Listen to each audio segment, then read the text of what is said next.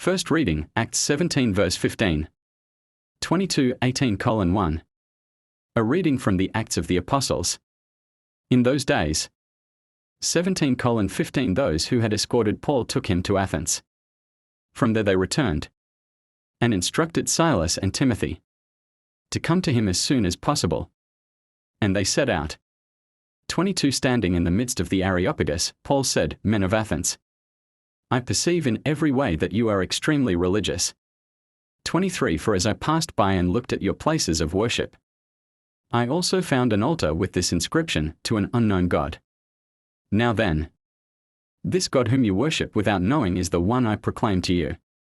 24 The God who made the world and everything in it, since he is Lord of heaven and earth, does not live in temples made with hands.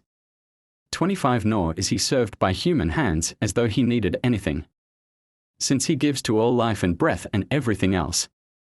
26 From one man he made the whole human race to live on the face of the whole earth, and he determined the times set beforehand and the boundaries of their habitation. 27 He did this so that they would seek God and grope for him, if they could find him. He is not far from each one of us. 28 For in him we live and move and have our being. As some of your own poets have said, we are God's own offspring. 29 Since then we are God's offspring, we should not think that the divine being is like gold or silver or stone, worked by human art and devising.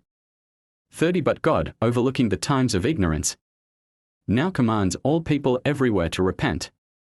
31 Because he has set a day on which he will judge the world in righteousness, by a man whom he has appointed, in the sight of everyone, and has given a guarantee by raising him from the dead.